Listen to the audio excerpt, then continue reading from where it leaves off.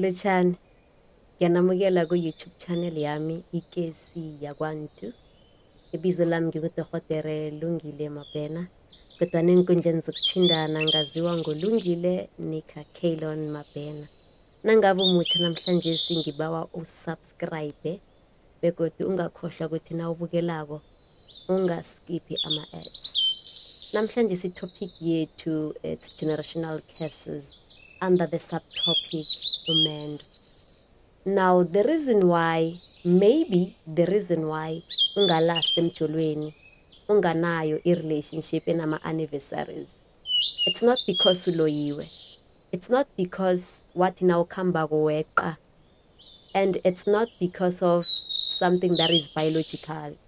You know, when you're a person ucabanga ukuthi there's something wrong with you, especially now insecurities, you maybe think, oh my goodness, maybe it's because sexually I'm not nice, no, maybe it's not because of that, but mainly because of isiqalekiso somndeni. Now, how do you know into le ikhona ekheli? Uyibona ngokuthi wena as an adult, as a man or a woman, you're failing to keep a relationship. Now uthi uyaqala umamakho akhange enda, your mother never got married, bese ubuye uqale ugogo wakho wahlala emzini, meaning your grandmother got divorced. Now uthi uyaqala laba abalamana nomamakho, uthola ukuthi nabo abalungelwa. Lo ebathi bayamlobola izinto zavele zaphephuka kwangabi ne-progress. Umalume lo owathi na uyathatha wabhujelwa mfazi in that process, or kwavele naye waphethukelwa, lo yena waphumelela ukuthi afike emendweni ziyambuyela naye uyafuna ukubuya ekhaya, right? Unakasekhaya uyathi ukuthi mina ngiyahlala. So basically in that family no one is in a happy marriage. Akekho umuntu in terms of love, relationships and marriage uhleli kuhle. So that's when you can tell ukuthi there's something wrong in terms of relationships and marriage. Now into enjalo yenziwa yini? Isiqalekiso esinjalo sithoma njani? It's because of a dark cloud, ilife lemnyama nofana ithunzi lemnyama. What is a dark cloud? Now we have what we call a cosmic energy, you know, an energy that exists in us, around us, within us. When you recognize this energy, ungayibiza uthi nguzimu, umveliqangi, unkulunkulu, whatever word that you use uthi uyibize i-energy leyo. Now everything is a spiritual experience. Everything requires energy to exist. So kuyakhonakala ukuthi wena umumuntu uzakhele ichudu, good luck, nofana uzakhele ichudu elimbi, you know, bad luck. How? Indlela ophila ngayo, izinto ezenza mihla namalanga, ngizo esithi yi-lifestyle, ngiyo into ekwenza ukuthi ikulethele ekutheni uyaphumelela esikhathini esiningi nofana awubi nempumelelo na.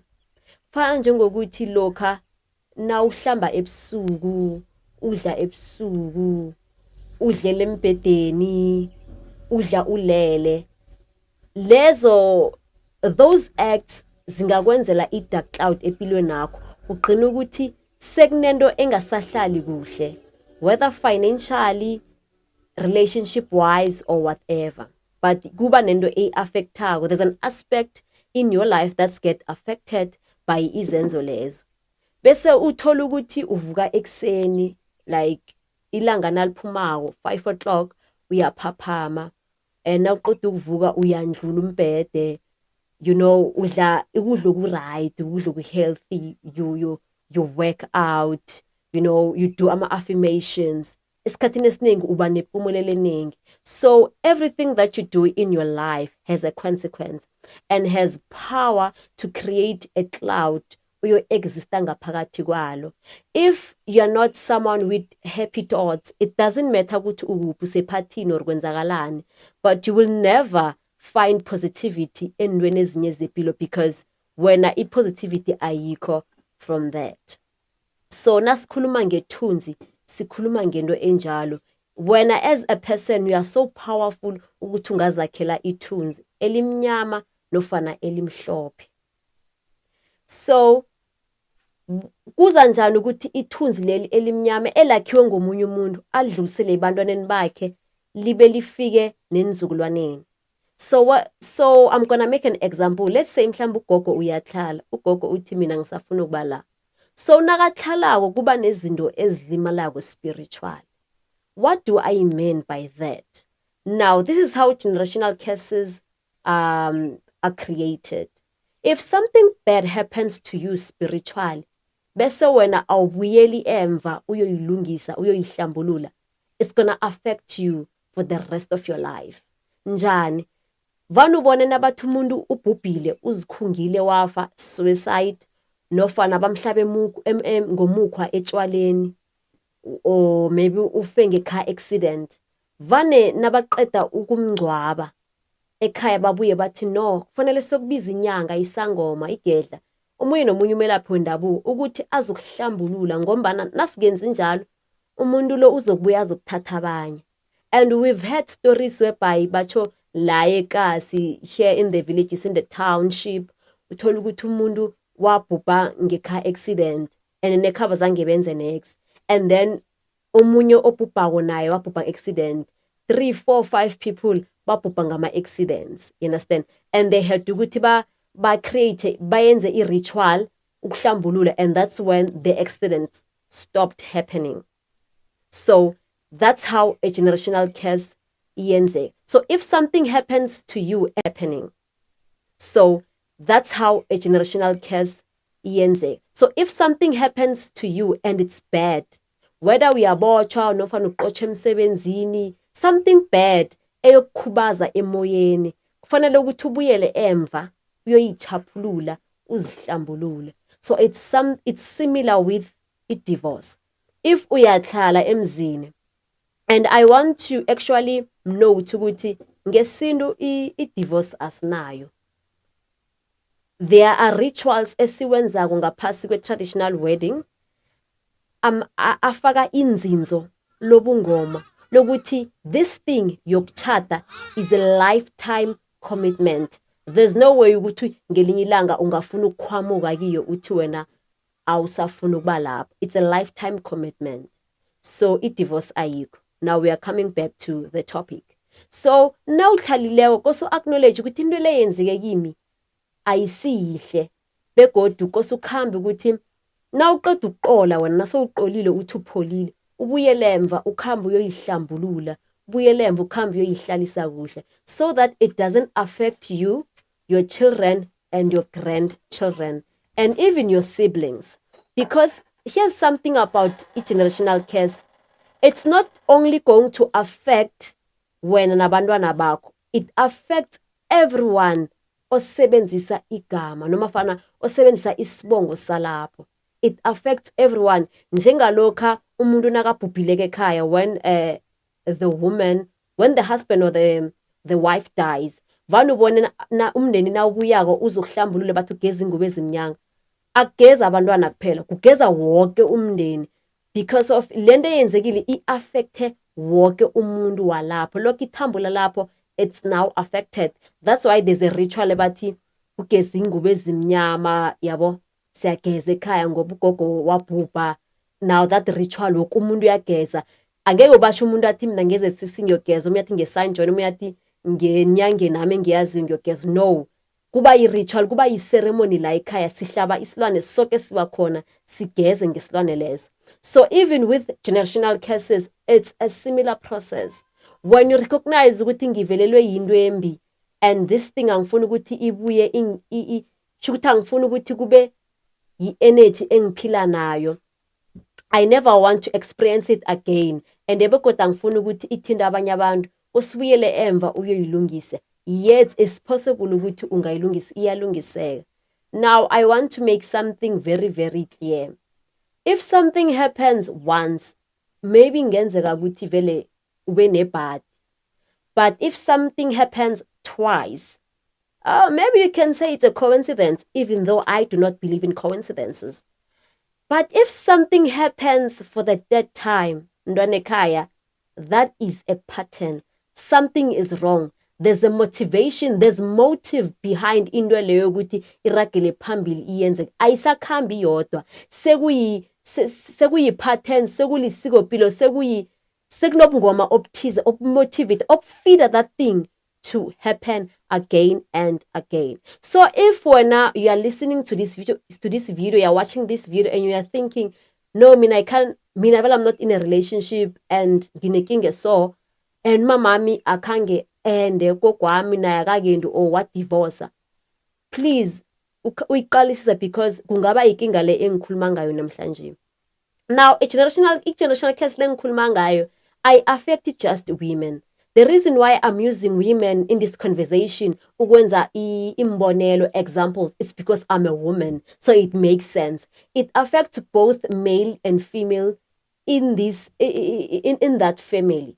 So if something happened emendweni womuntu othize, kukhokho mkhulu, kuyihlo mkhulu, kugogo nofana kuba mkhulu, nasele kuba isiqalekiso somndeni, ithinda wonke umuntu, ikuthinda uyindoda, ikuthinda umfazi. You can't keep relationships. Nothing is working out when it comes to love, relationships, and marriage. Yes, this is. And also, it's possible, Uguti, the reason why you don't have a relationship, it's because of something else, like spiritual husbands. Maybe you have traumas. Maybe you have a lot of things, nje, can contribute to that. But today I wanted to highlight indaba yani isiqalekiso somndeni because I've never seen people talking about it. And as Isanusi, I've seen this. As Umilapho Ndabuko, as Isangoma, as umuntu wathwasako, I know this happens. And abantu uthola ukuthi they're not aware. So I'm not speaking from a place of trying to prove a point. I'm speaking from a place of bringing awareness ukuthi bantwana bekhaya into nje ikhona. If you don't understand why everyone in your family is failing to complement the opposite energy, maybe it's because of this generational curse. If you are wondering why the women in this family are failing to complement the masculine energy to create a man or marriage or whatever, maybe it's because of this generational curse. If you are wondering why the men in this family are failing to complement the feminine energies in order to maintain healthy and good relationships, it's because of a generational curse. Understand what generational curses are. Like I said, if something bad happens to you and you are creating a cloud, wenza ithunzi, and ithunzelo kungenzeka ukuthi uhlale ngaphakathi kwalo, unzinze ngaphakathi kwalo. It won't matter what's happening around you, whether usephathini or ukuphi, because now you are carrying this cloud and your thoughts are negative. Yonke into yakho ingaphakathi kwelifu leli limnyama. Nothing is going to excite you in life. You're going to end up being depressed. You're going to end up having anxiety because you feel something is wrong, but you don't understand what is wrong. You know something is wrong. You feel like crying. But you cannot pinpoint what. You know something is wrong. You feel like crying. But you cannot pinpoint what is wrong. Even when people ask you, what is the problem? You can't say what the problem is, but you feel like crying. It's because of traumas. It's because of generational curses. It's because of your higher self, your inner self knows Zuguti, you exist under this cloud. But because when you are not aware, it cannot pinpoint. So by the time you see this situation and you acknowledge that it exists, then you can do something about it. And yes, it can happen. If you guys have watched this video and you feel like just comment. Maybe I will create another video to actually guide you on how to ukuthi into le this ritual niyiperforma njani, because it's not something that is very sacred. Akusinto engithi mina ngekhe ngingayibamba lwazi lakhona ngihlale nayo. No, iyafana njengaleyo ukuthi how to break ama soul ties. It's information that you can give to anyone anywhere, and it's not gonna affect ubungoma obuthize. There are things that we cannot discuss online, and there are things that we can discuss anywhere. Even nephathini sihleli, we can discuss them. Now, into enjalo iyalungiseka, iyalapheka, kukhona amasikopilo enzekako, just as much as lokho nasiceda ukungcwaba la ekhaya kuba nesikopilo esiliphofumako ekuthiwa kugeza ukuhlubula ingubo ezimnyama, you know, those rituals. Nale ikhona ke ukuthi when something bad happens to you, when you get arrested, ubuye la, you don't just continue with your life, you now have a dark cloud. Kufanele ukuthi uyoligeza, uyolihlambulula begodwa uhlalise kuhle izinto ukuthi nakusasa ubujamo lobo bungakuthindi, bungakubambi msinya, bungangameli, ungakhambi nayo kuthiwe nanoma la wena bongasi wrong khona uthola ukuthi nawe mara sekumele ukuthi into leyo uyibhadalele. You understand what I'm trying to say? So that's what I wanted to talk to you about. If you have any questions, post them under this video. Ngizazama ukuwaphendula on my next video when I discuss another topic. That is generational curses under the subtopic marriage, nofana ngithi umendo.